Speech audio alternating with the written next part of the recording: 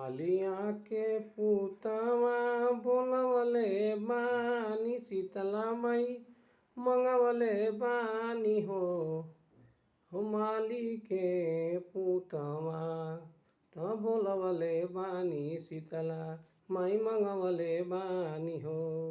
अरे गाय के गोबर से अंगना लिपवले बानी, अहे अंगना लिपवले बानी, गेहूँ धोवले बानी हो गाय के गोबर से अंगना लिपवले बानी, अंगना धोवले बानी हो। अहे अवतारी देखो देवी माई देख अवतारी देवी माई देख हो अवतारी देख माई भक्तन के दुआरी देख अवतारी है।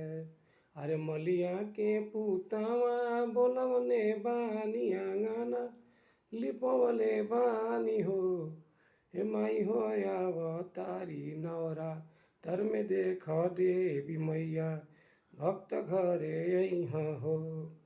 अरे अंगना में अवतारी देख देवी मैया देख अरे अवतारी हो। मलिया के पुतवा बोलवले बानी अंगना लिपवले देख गेहूँ धोले हो। अरे देखो मालिया के पुतवा मंगवले बानी अंगना लिपवले बानी हो देखो अंगना लिपवले बानी देख मैया के बोलवले बानी हो। अरे गैया के गोबर लिपवले बानी अंगना धोवले बानी हो देखो गैया के गोबर लिपवले बानी माई के बोलवले बानी हो।